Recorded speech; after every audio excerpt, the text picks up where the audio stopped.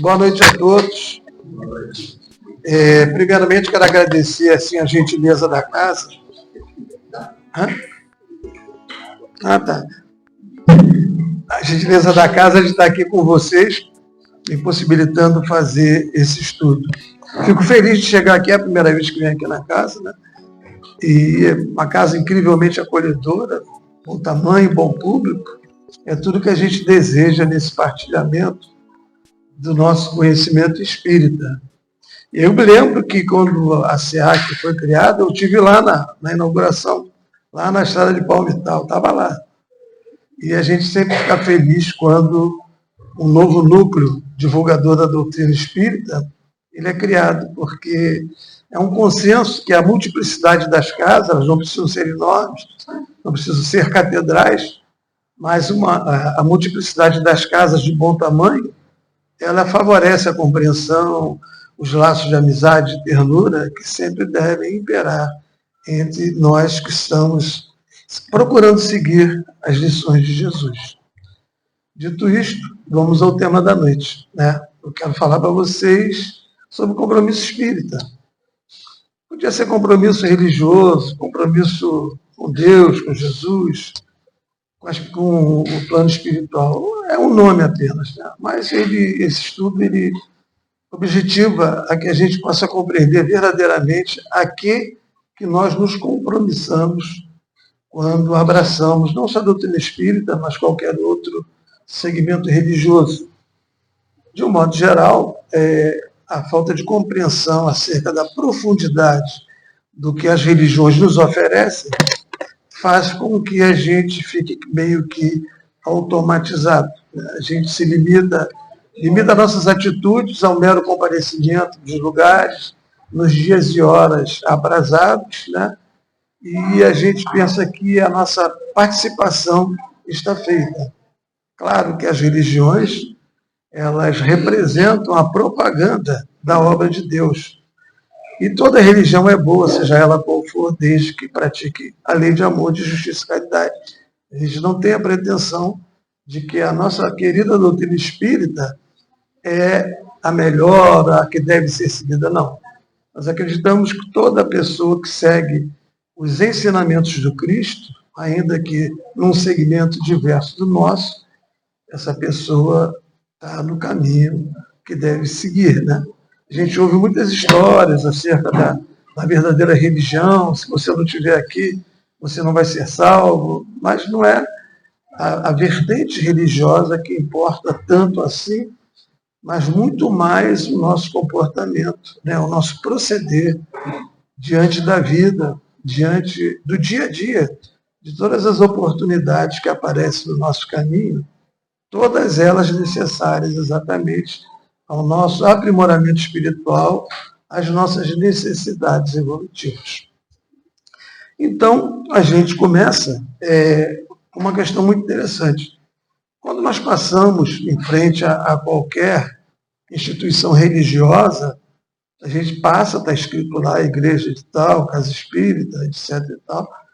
A gente, aqui tem uma igreja, tem um centro espírita, tem uma casa evangélica, porque está escrito, né? Então a gente toma conhecimento que aquilo existe, está escrito. Então a gente sabe que verdadeiramente está ali. Mas a gente não entra, a gente não procura saber aquilo que está sendo praticado em seu interior. Quem passar por aqui vai ver Sociedade Espírita, Allan Kardec. Bom, é uma casa espírita, né?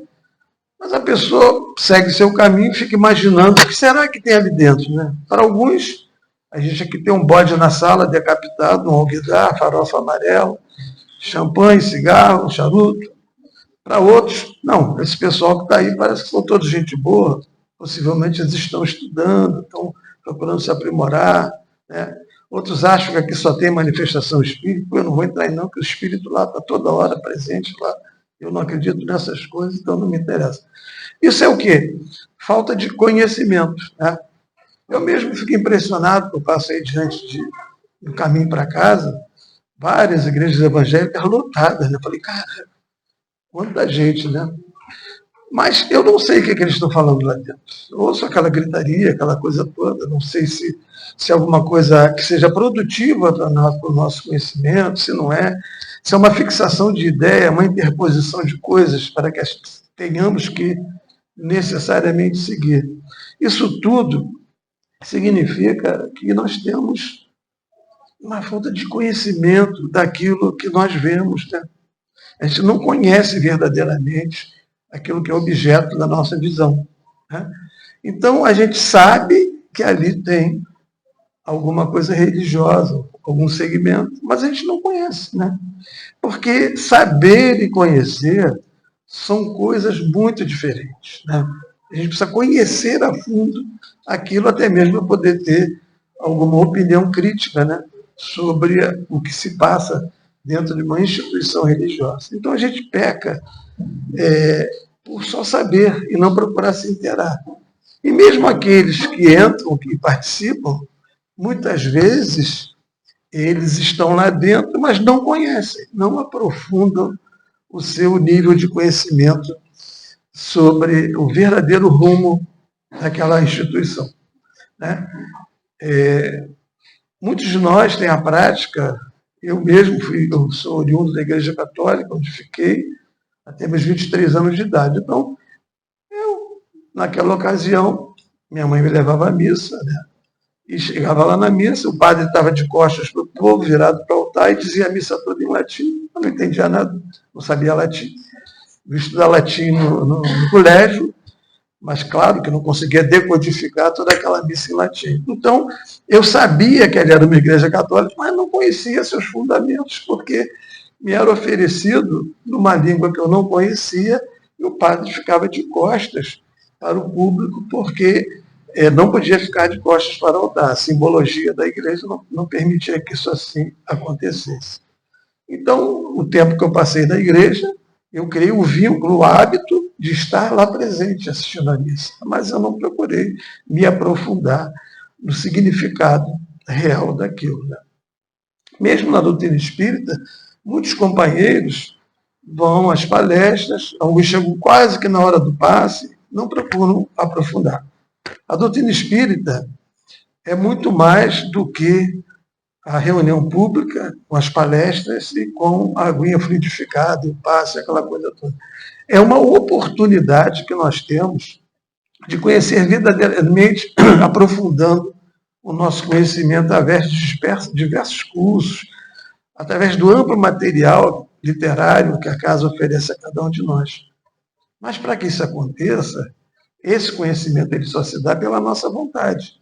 Uma característica muito legal da doutrina espírita, que para mim foi uma coisa que me conquistou, é que nós não somos obrigados a isso. A casa não vai te barrar se você chegar aqui e não quiser estudar, não quiser compreender. Porque a doutrina espírita é acolhedora. A doutrina espírita sabe que um dia você, por si mesmo, vai ter essa necessidade de evoluir através do conhecimento. Então, saber e conhecer são passos do nosso compromisso espírita, né? Depois nós temos a nossa intenção e gesto, né? Que são coisas diferentes também. Eu tenho intenção, mas tenho um gesto diferente da minha intenção. Então, eu sei que aqui tem uma casa espírita, eu conheço o movimento espírita, passei a estudar, eu tenho intenção de me melhorar. Mas qual é o gesto que eu faço em relação a isso? Eu efetivamente vou participar desse gesto, porque o nosso íntimo, o nosso interior, é vedado ao conhecimento do outro, a não ser que a gente faça uma confissão. De um modo geral, a gente não tem o condão de saber o que o outro está pensando, o que o outro está sentindo. No plano espiritual, quando desencarnado, se processa de uma maneira diferente. Mas enquanto a gente está aqui, não. Eu posso estar pensando uma barbaridade aqui e fazer uma cara de santo, né? E ninguém vai descobrir, ninguém vai desconfiar. Então, a nossa intenção, ela difere muito do gesto que a gente faz. E um grande exemplo de intenção e gesto, de ter uma intenção boa e um gesto terrível, a gente lembra de Pôncio Pilatos, com Jesus, né? Jesus, quando foi levado a Pilatos, no primeiro momento, Pilatos considerou que ele era uma pessoa justa e boa, e que não havia nenhuma razão para que ele pudesse ser penalizado de alguma maneira. Ele até encaminha Jesus para Herodes, que do mesmo modo não vê em Jesus alguma coisa que pudesse perturbar Roma. Porque o grande caráter da discussão aí entre Pilatos e Herodes era o quanto de perigo Jesus podia representar para Roma. Né? Porque Roma tinha lá os seus negócios com os próceres judeus, né? Explorava os judeus com os impostos, aquela coisa toda. Então era um pessoal submetido a eles. Eles, desde que arrecadassem, não interferiam nas questões religiosas dos judeus. Né? Então vivia aquela cumplicidade. Então, Jesus de volta, quando chega realmente o dia do veredito, e ele exorta o povo, mas esse homem é justo, por que quereis sacrificá-lo? A intenção dele era realmente libertar Jesus. Mas, para agradar o povo, né, para manter aquela simbiose com os romanos e judeus, ele opta pelo gesto terrível que foi levar Jesus à crucificação. Então a intenção dele era boa, era que Jesus fosse libertado. Mas o gesto que ele produziu foi terrível. Né? Então há uma diferença muito grande entre aquilo que nós tensionamos fazer e o gesto que nós fazemos. Às vezes a gente tem uma diferença com alguém e a gente, não, eu vou lá, vou me reconciliar. Quando chega o ódio, vem até aqui em cima, e aí acontece que, das vezes, até a coisa piora ao invés de melhorar. Então, são características muito nossas mesmo. Né? E, em razão disso, a gente saber, conhecer intenção e gesto. E a gente, quando a gente consegue perfilar essas condições, a gente está na casa espírita mais ou menos conectado com aquilo que nós devemos nos conectar. E aí a gente tem outras buscas, por exemplo, né? Nós temos que ter obediência e resignação. Né? A obediência é o consentimento da razão. A razão nos diz que nós devemos ser obedientes. E a resignação é o consentimento do coração. O coração nós diz que temos que ser resignados. E a maioria de nós não tem um conformismo com as condições de vida que nós enfrentamos aqui nesse planeta. E quando a gente fala em resignação, em aceitação daquilo que a gente passa, daquilo que a gente vive, dos dissabores que a gente enfrenta aqui na Terra, que são muito mais marcantes que as alegrias, a gente sabe disso, né? A gente deve ser resignado porque a nossa estada aqui na Terra, os anos de vida que a gente vive aqui na Terra encarnados, elas fazem parte de uma programação que nos foi mostrada antes de reencarnarmos. Olha, Paulo, você vai reencarnar, tem essas possibilidades aqui todas para que você possa evoluir. Na maioria das vezes, nós escolhemos aquela condição, porque lá no plano espiritual, com um olhar mais amplo sobre todo o nosso histórico, a gente percebe que precisa enfrentar alguns dragões para que a gente possa evoluir. Então, a gente acaba aceitando. Em razão do benefício do esquecimento, quando a gente reencarna, a gente não lembra desse nosso compromisso. A gente não lembra propositalmente, para que a gente possa, por nós mesmos, adotar aquela postura que nós devemos adotar. E a gente se revolta por não lembrar disso, a gente se revolta por certas condições. Aí falta a resignação. Porque, na verdade, nós vamos estar com a obediência do coração, aceitando aquilo que nós mesmos escolhemos antes de reencarnar. Então, a gente precisa ter toda essa condição. Saber, conhecer, intenção e gesto, né? Obediência e resignação. Que, por sinal, são as qualidades dos brandos e pacíficos, no capítulo do Evangelho segundo o Espiritismo, que fala sobre os brandos e pacíficos, fala sobre a obediência e sobre a resignação. E diz mais, que os brandos e pacíficos herdarão a terra. Né? Esse herdarão a terra significa que aqueles que tiveram essa postura de brandos e pacíficos, os bem-aventurados aqueles que são brandos e pacíficos, porque herdarão a terra, estarão aqui com a implementação da era de regeneração. A terra que nós herdaremos será essa terra regenerada. Evidentemente, daí a nossa necessidade de seguir toda essa trajetória. Estou querendo derrubar o microfone, não me leve a mão. Perdoem a primeira vez. Então, obrigado, meu irmão. Desculpe eu te dar esse trabalho. Tá certo. Então a gente precisa cumprir essas condições todas. E temos também uma coisa muito interessante, além de tudo isso, que é o olhos de ver e ouvidos de ouvir. Né? Também faz parte de todo esse compromisso que nós assumimos. Né? A gente sabe que a gente pode avistar uma coisa, mas pode não vê-la completamente. A gente está passando pela rua, a gente enxerga, percebe que tem alguém numa dificuldade, né? Mas passa batido. A gente viu a pessoa, mas não entendeu a necessidade que aquela pessoa passa e não movemos uma palha, um fio para ajudar. Então, foi a vista, né, que passou. Né? Eu gosto de dar o exemplo da minha época de estudante, né? Que eu até hoje tenho preguiça de estudar, eu confesso para vocês, não consegui ainda superar essa condição. A vida foi generosa comigo e me possibilitou grandes caminhos, mas estudar sempre foi uma tragédia.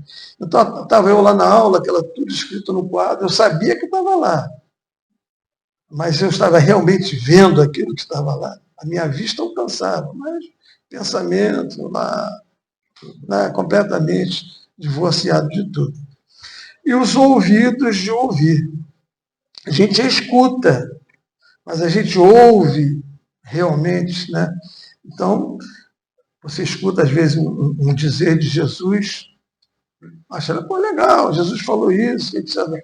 Mas a gente ouviu, entendeu o significado, a ressonância daquilo que foi dito realmente. Isso eu estou falando para vocês porque é uma necessidade nossa, evolutiva, nos aprofundarmos nas coisas, procurarmos entender o que realmente contém aquilo que a gente está vendo ou aquilo que nós estamos ouvindo. Senão a coisa fica burocrática demais. Né? A gente vem e vai embora e não carrega muita bagagem adquirida. Né? Então o ideal é que a gente possa ter realmente toda essa condição. Né? Muito bem. Então, o compromisso é um vínculo de responsabilidade entre o indivíduo e o objeto buscado. Então, o que nós buscamos todos aqui? Não é a nossa evolução, a gente não quer cada dia mais procurar a felicidade. Eu acho que a felicidade é uma condição de todos nós. Todos nós aspiramos à felicidade, mesmo aqueles que ainda persistem em mais erros do que nós, e mais equívocos do que nós. A seu modo, todos procuram a felicidade. Né? Então, se o nosso objetivo é a felicidade, nós precisamos saber o que significa verdadeiramente essa felicidade e traçar a nossa meta, o nosso caminho, para que a gente possa ter esse vínculo entre aquilo que nós queremos alcançar e aquilo que nós podemos produzir para esse atingimento. É uma questão muito pessoal, muito nossa. A doutrina espírita, ela tem um caráter universal, posto que ela pretende que toda a humanidade possa evoluir, nos tornarmos pessoas melhores. A gente sabe que cada ação nossa individual, ela é colaboradora da psicosfera planetária, mudando a destinação do nosso planeta em função do acúmulo de energias positivas que a gente consegue vibrar para o espaço. Né? Então, a doutrina espírita tem um caráter universal, mas ela se dirige individualmente a cada um de nós mesmo. Porque se cada um de nós conseguir fazer as modificações, ter o entendimento, fazer as modificações que nós devemos fazer em busca da paz, do equilíbrio, da felicidade, o mundo vai melhorar muito. Né?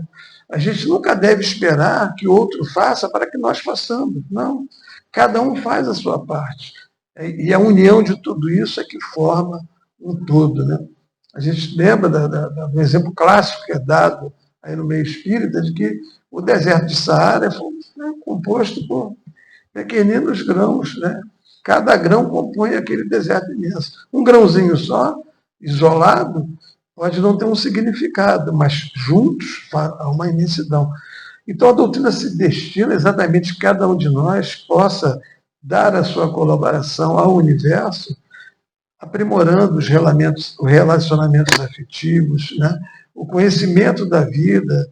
Jesus nos recomenda que o melhor modo de nós evoluirmos é praticar a lei de amor, de justiça e caridade. Amor, justiça e caridade. Amor e caridade são duas coisas assim, bem juntas, bem próximas mesmo, mas ainda incompreensíveis no todo para cada um de nós. Quem de nós aqui conhece verdadeiramente o que é o amor? Alguém pode me dizer qual a extensão do amor? Qual a plenitude do amor? Nós já atingimos esse amor que Jesus recomenda, né? Temos o senso de justiça, conhecemos a justiça, somos justos. Não falo da justiça material, falo da justiça interna que cada um de nós tem. Nós somos verdadeiramente justos na nossa vida, com os nossos próximos, né? Com os nossos desafetos, né? Que também são próximos da gente. Né? Somos justos com nossa família, conosco mesmo. Né? Então, são critérios difíceis da gente até definir. A definição do amor nesse momento, para cada um de nós aqui, ainda é uma coisa muito abstrata, porque a gente ainda não vivenciou plenamente esse amor que Jesus nos exorta a praticar. É a voz corrente que a forma mais pura de amor que se conhece aqui é o amor da mãe para o filho, né? Que não é absoluto também. Porque quantas mães passam a mão na cabeça do filho, ocultam os delitos que ele pratica? A gente sabe que ama, mas o amor verdadeiro ele pressupõe um critério de justiça, um critério de equidade que a gente ainda não tem. Então, o compromisso com esse entendimento, ele começa com a nossa intelectualização doutrinária pela codificação trazida por Kardec. Então, vamos lá. Botar a letrinha muito pequena. O Evangelho nos mostra que a moral e a sabedoria devem caminhar juntas. Obediência não é passividade, nem resignação, é conformação. Muita gente acha que ser obediente a alguma coisa tem uma questão de servilismo, né, que somos passivos, que aceitamos, né, de qualquer maneira, sem maiores indagações. Não é isso. Obediência, como eu falei antes, é o consentimento da razão. Claro que não vamos obedecer qualquer ordem que não tenha sentido, qualquer ordem ilegal, ou que não tenha um mínimo de conteúdo para nos fazer melhorar, né? Então, é óbvio que a gente não está sujeito a esse tipo de obediência pura, total, descabida, sem qualquer tipo de análise. Não. É obediência daquilo que se afigura justo e interessante para a nossa evolução. É uma característica nossa. Como falei, a resignação é o consentimento que o coração nos dá em razão das nossas escolhas antes de nós encarnarmos, né? O obediente deve ter altivez, coragem e determinação. O resignado deve aceitar o sofrimento como decorrente de atos cometidos contra as sábias leis de causa e efeito, mas deve ter a coragem de lutar. A obediência e a resignação são próprias dos brandos e pacíficos. E a gente lembra também da recomendação que nos fala dos caracteres do homem de bem. A vivência das glórias da tecnologia, da ciência, do pensamento e da arte, ou seja, a nossa intelectualização, elas não, por si só, não nos tornaram pessoas melhores. Né? A gente sabe que o grande entrave nosso nesse momento é que nós atingimos um patamar intelectual, tecnológico muito grande mesmo. Né? Nós compararmos 100 anos passados, o salto foi Foi gigantesco, né? Até mesmo pelo advento da informática, as coisas tomaram um rumo que às vezes até eu que vivi antes da internet, né? Tomaram um rumo assustador, né? Mas isso não acompanhou a nossa evolução moral. A nossa evolução moral, ela ainda está muito atrasada, né? Eu sempre conversando com meus amigos, eu me refiro não só ao Brasil, é uma opinião minha, isso não é uma afirmativa peremptória, mas eu me refiro aos meus amigos que a América do Sul, ela não é belicosa, né? Nós temos um histórico reduzido de conflitos armados, né? O pessoal até brinca dizendo que precisou de 5 para bater no Paraguai, né? Nas guerras antigamente, que o general levou um tiro no braço e desmaiou. Quer dizer, é uma piada, né? Mas não temos essa coisa. Mas, em compensação, a falha moral é imensa na América do Sul. A corrupção é desenfreada. A gente observa isso, não só no Brasil, como em outros países. Isso é um atraso moral significativo, em que as pessoas buscam a lei do melhor para si, né? E sempre querendo algum tipo de vantagem. Em outros países, a gente percebe que, moralmente, eles estão mais à frente, né? Mas não tem, em contrapartida, essa energia amorosa que a gente tem, né? Aquele senso de amizade que nós temos. Tem países aí que são extremamente organizados, eu nunca estive lá, mas a gente sabe pelas notícias. Extremamente organizados, mas as relações entre as pessoas são frias, elas carecem desse relacionamento afetivo que aquece a relação. Porque são características marcantes do nosso globo, né? O nosso globo, o estágio moral evolutivo de cada um de nós, ele varia de região para região. Nós estamos próximos no sentido da nossa renovação moral, mas ainda existem algumas diversidades, né? E já no capítulo 1 do Evangelho segundo o Espiritismo, Jesus falava, Kardec na codificação ele fala da aliança da ciência com a religião. Aí a gente vai entender a ciência como um conjunto de mecanismos que nos propiciam melhor saúde, melhor conhecimento tecnológico, melhor conhecimento educativo, né? E a religião, vamos falar do aspecto moral, né? A religião ela tem um aspecto moral forte que ela nos concita a sermos todos homens de bem. Então, o capítulo 1 fala que a ciência e a religião um dia haveriam de caminhar lado a lado e o mundo, então, seria diferente por conta de uma renovação de ideias e de conceitos que nos tornaria muito melhores. Mas não é ainda o que a gente vê, né? Eu me lembro que toda a expectativa de Kardec, quando da edição da codificação, era que a gente desse assim um passo, né, bem largo em relação à nossa evolução, coisa que verdadeiramente não aconteceu, pela falta do nosso compromisso com aquilo que Jesus nos trouxe. Aí, vou dizer novamente, não se refere só a estarmos todos na casa espírita, mas em qualquer ramo religioso que seja praticante da lei do amor, da justiça e da caridade. Mas exige que o compromisso que a gente tem em relação a isso seja de estudar, de sermos participativos, né? De estarmos todos empenhados em produzir algo de bom, de útil para a coletividade, que com certeza irá refletir em cada um de nós, né? O amor é a resposta da vida para o momento que atravessamos. Torna-se indispensável romper de maneira positiva com as nossas prisões mentais. E é verdade, né? A gente, por questões ligadas ao orgulho, à vaidade, a gente fica aprisionado em muitos pensamentos, né? A gente tem uma dificuldade imensa de perdoar aqueles que a gente reputa como desafetos, né? Temos a dificuldade de estender a mão, né, para aquele que a gente classifica como inimigo, né? E a gente deixa de exercitar uma coisa sublime, que é a nossa redenção moral diante daquele fato que nos magoa.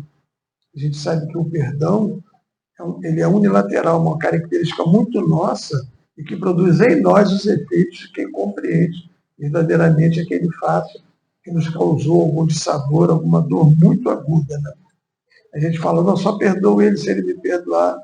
É um contrassenso, porque o perdão, por ser unilateral, ele é exercido por você e independe da vontade daquela outra pessoa. O que nos impede de verdadeiramente compreender isso é o orgulho e a vaidade, né? De acharmos que fomos vencidos em nosso argumento, naquilo que nós falamos, naquilo de que nós pensamos. Tem um termo muito comum hoje que diz, não vou dar moral para ele, né? As pessoas falam isso, mas na verdade a gente está deixando de dar moral a nós mesmos, como temos esse tipo de compreensão. Né?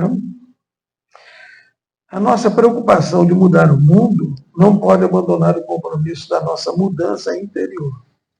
Jesus é o nosso líder insuperável e Kardec o seu codificador. Não temamos aqueles que nada podem fazer ao espírito, embora momentaneamente cerceiem-nos. O nosso espírito, essa unidade que habita o corpo, né? Podemos sofrer danos físicos causados por alguém. Agora, lesões no espírito somos nós mesmos que provocamos. Né? Ninguém pode machucar o seu espírito sem que você haja, sem que você permita, sem que você atue também desfavoravelmente contra você mesmo. Né? Então, precisamos compreender que em cada um de nós habita um espírito e que esse nosso corpo é uma roupa que um dia a gente vai descartar. A minha já está ficando velha, daqui a pouco vou ter que jogar fora e ir embora daqui, porque é uma coisa natural, um processo natural em cada um de nós. Né? Então, precisamos ter realmente essa perspectiva. Né? Então, dentro desse compromisso, a gente fala o compromisso não só com o aspecto da doutrina espírita, o aspecto doutrinário, mas ele também é baseado em outros compromissos da vida. Né? Por exemplo, compromisso com a cultura. Né? Todos nós devemos estudar. Eu confesso que não gosto, mas não estudo. Né? Até para estar aqui hoje, tive que dar uma estudada. Para poder me formar, tive que estudar. Quem sabe, quando eu desencarnar, eu já gosto mais um pouquinho, na próxima existência, eu seja uma pessoa bastante estudiosa. Eu espero. Né? Por enquanto, eu estou fazendo feio. Então, temos que ter cultura com a cultura nossa e daqueles a quem a vida nos confia a guarda. Nossos filhos, nossos irmãos, aqueles a quem nós podemos dar alguma contribuição intelectual, moral. Né? Então, o compromisso com a cultura faz parte do nosso compromisso espírita. Compromisso com o trabalho e o desenvolvimento econômico. Nós temos que trabalhar, todos nós, de uma maneira ou de outra. Né? A lei do trabalho é uma das leis morais. Está no livro dos Espíritos. E quando eu digo trabalho, né, pegar uma picareta, ficar quebrando pedra o dia inteiro, se esvair de suar, ficar com os músculos estourados, e, eu trabalhei a beça. Claro, esse trabalho é importante. Mas o trabalho aqui a gente precisa compreender num contexto. Né? O trabalho físico, né, o trabalho necessário à satisfação das nossas necessidades primárias, né? Comer, beber, pagar aluguel, telefone, luz, água, educar nossos filhos, né? É necessário para a nossa mantença, né? Nada cai do céu à toa. Há aqueles que vêm com a prova da riqueza, é uma prova difícil, né? Mais difícil até talvez que a prova da pobreza, porque você tem dinheiro e o mau uso que você faça dele pode te levar a uma condição espiritual desastrosa. Né? Então, nós temos que ter esse tipo de compromisso, né? De fazer o bom uso das coisas que nós temos. Né? Nada que nos impeça de usar, não há nada que diga que você não pode usufruir das coisas materiais, desde que com bom senso, com parcimônia, você possa ajudar as pessoas com aquilo que você tem, que você conquistou. Né? Eu gosto sempre de lembrar na Revista Espírita de 1800 e qualquer coisa, não vou lembrar o ano exato, tem uma entrevista de Kardec com o espírito de Júpiter, né? Que ele dá uma entrevista para Kardec. E Kardec pergunta a ele se em Júpiter existiam uns com mais e outros com menos bens. E Kardec, e o Espírito responde para Kardec, sim, existem os que têm mais, outros que têm menos, mas aqueles que têm mais ficam felizes em ajudar os que têm menos. É um processo natural deles ter esse tipo de postura. Aí perguntou, e a hierarquia lá? A hierarquia lá em Júpiter. Mas a hierarquia se dá por um padrão moral. Ela é natural, ela não é imposta, ela não é votada. A ascensão moral de alguém, ela produz naturalmente uma hierarquia em face do outro e que é aceita naturalmente, com naturalidade. Todos ficam bem, todos ficam felizes. Mas lá moram espíritos no nosso sistema solar, os mais avançados.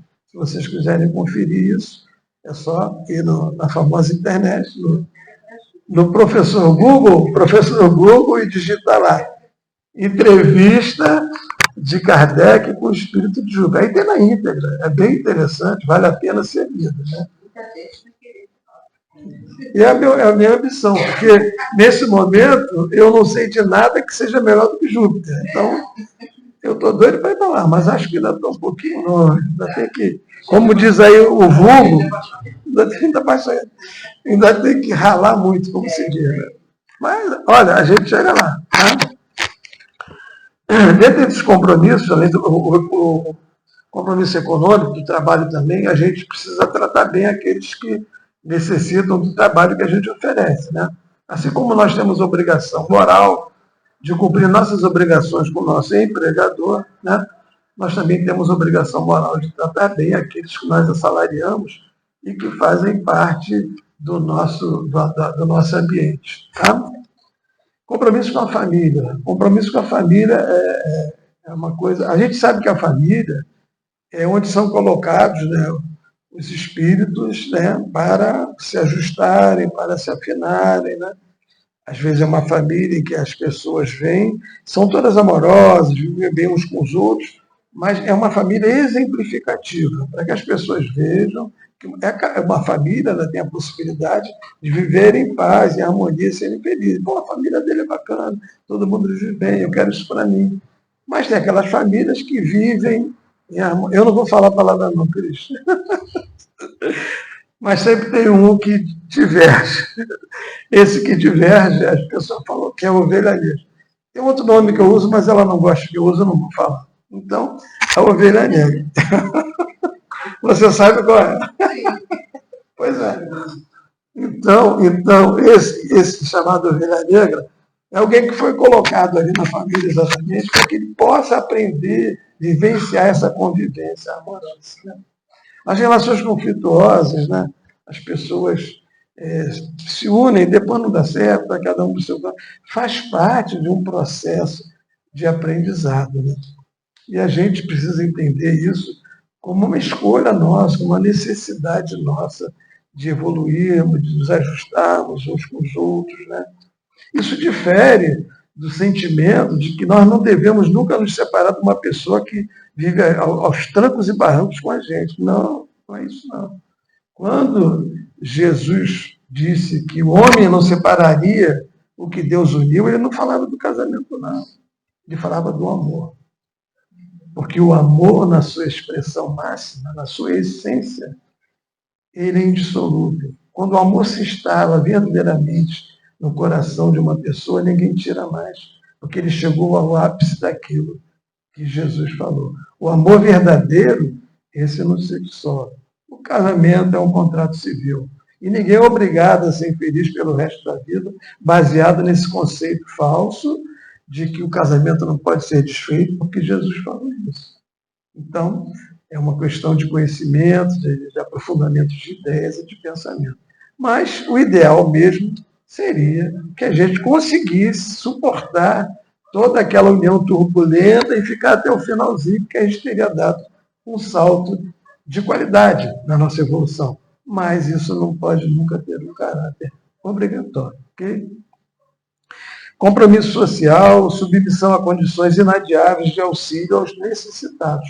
É o compromisso espírita, abrange a prática da caridade diariamente. Todo aquele que necessita de alguma coisa, nós devemos auxiliar. E não vamos aqui classificar dinheiro, comida, só não. As necessidades que nós temos, elas são muito variadas. Necessitamos de alguém que nos ouça, necessitamos de alguém que nos fale, necessitamos do cobertor, do prato de comida, mas necessitamos do cobertor espiritual que nos cobre, que nos acalenta, no qual nós ficamos refugiados. Necessitamos do pão espiritual que nos é oferecido diariamente pelos nossos guias e mentores espirituais. O compromisso com a intelectualização da doutrina espírita vai nos fazer também perceber o quanto os nossos irmãos do plano espiritual nos auxiliam diariamente. Quando a gente vai entendendo como é que esse mecanismo funciona, a gente começa a perceber todas as oportunidades que aparecem no dia a dia. Podem ser coisas corriqueiras, mas se a gente pensar a fundo em cada acontecimento, nós vamos perceber que tem uma mãozinha nos dando aquela oferta para que a gente possa tomar algum tipo de atitude que nos possibilite evoluir. Né? Não fugir e cair na irresponsabilidade. Medem-se a maturidade e a responsabilidade moral de ser através da maneira como ele se desincumbe dos compromissos que assume. É o homem de bem. Né? E a gente sabe que, quando a gente fala homem de bem, né, ser evoluído, é uma coisa a ser conquistada. Nós aqui ainda estamos longe disso. Mas a gente reconhece o espírita, não por ele já ser essa pessoa maravilhosa, mas pelos esforços que ele pratica para ser essa pessoa maravilhosa. Né? Compromisso é luta, desempenho de dever, em relação, é 1 hora o tempo aqui? 50? Está perto de acabar, não vou conseguir falar tudo. Não fugir da caída da responsabilidade. Mede-se maturidade e responsabilidade moral de ser, da maneira como ele se desincumbe dos compromissos que assume. O compromisso com a fé religiosa é de alta relevância, pois se trata da libertação do indivíduo dos vícios e delitos a que se condicionou e que o atormenta. Eu vou pular para o finalzinho, vou pular algumas coisinhas aqui, senão não vai dar tempo. Né? Está acabando. Vou falar só de uma página do livro Fonte Viva, né? Mensagem 168. Não te julgues inatingível, todos têm seus pontos fracos e sua vulnerabilidade. Os compromissos para com a vida são múltiplos, não apenas para a fruição do gozo, mas também para o sacrifício pessoal, para a fraternidade. Ninguém te deseja impedir de fruir os gozos compatíveis com as tuas aspirações. Entre o berço e o túmulo, não atentando nós nas coisas que se veem, mas nas que se não veem, porque as que se veem são temporais, e as que se não veem são eternas. Paulo aos Coríntios. A flor que vemos passa breve, mas o perfume que nos escapa enriquece a economia do mundo. O monumento que nos deslumbra sofrerá insultos do tempo, contudo o ideal invisível que inspirou o brilho eterno na alma do artista. A Acrópole de Atenas, admirada por milhões de olhos, vai desaparecendo pouco a pouco. Entretanto, a cultura grega que a produziu é imortal na glória terrestre. A cruz que o povo impôs ao Cristo era um instrumento de tortura, visto por todos. Mas o Espírito do Senhor, que ninguém vê, é um sol crescendo cada vez mais na passagem dos séculos. Não te apegues demasiado à carne transitória. Amanhã, a infância e a mocidade do corpo serão uma dureza e velhice da forma. A terra que hoje retens será no futuro inevitavelmente dividida. Adornos de que te orgulhas presentemente serão pó e cinza. O dinheiro que agora te serve passará depois a mãos diferentes das tuas. Usa daquilo que vês para entesourar o que ainda não podes ver. Entre o berço e o túmulo, o homem detém o usufruto da terra com o fim de aperfeiçoar-se. Não te agarres, pois, à enganosa casca dos seres e das coisas, aprendendo e lutando, trabalhando e servindo com humildade e paciência na construção do bem. Acumularás na tua alma as riquezas da vida eterna. Emmanuel. Então, entre o berço e o túmulo, esse pedacinho de vida que a gente tem aqui na Terra, a minha já está com 76 anos. Alguns já foram antes, outros estão com mais, né? Mas é o tempo que a gente tem exatamente para evoluir, procurar se tornar melhor, para poder depois está lá na espiritualidade, né? Levando aquela mala cheia de conquistas morais, né? Levando o nosso perispírito mais leve, que nós conseguimos aplicar a ira das nossas paixões e buscamos o amor, a justiça, a caridade, a convivência pacífica e o amor recíproco. Entre o berço e o túmulo, para uns dura pouco, para os outros dura tanto. No plano cósmico, 72 anos de vida na Terra equivale a 0,05 segundos. Ou seja, no plano espiritual vai e volta. Aqui na Terra, mas é de acordo com as nossas necessidades evolutivas. Eu queria falar mais, mas não dá. Escrevi demais aqui. Então eu quero agradecer a vocês a paciência, né, de estarem aqui me ouvindo. Ficou todo mundo caladinho, ninguém reclamou, fiquei impressionado, sério mesmo. Ninguém reclamou comigo, ninguém fez cara feia. Então, muito obrigado por estar aqui com vocês. Essa casa há de dar bons frutos, né? Toda semente boa produz bons frutos. E é uma alegria ver mais uma casa no movimento espírita, crescendo, cheia de pessoas, e outras virão, outros trabalhadores, porque assim é a vida. A vida não para, tá? Nem nós, nem a vida. Nós paramos aqui, mas continuamos no plano espiritual e ficamos nesse vai e volta até chegarmos a Júpiter. Muito obrigado, um beijo em todos vocês.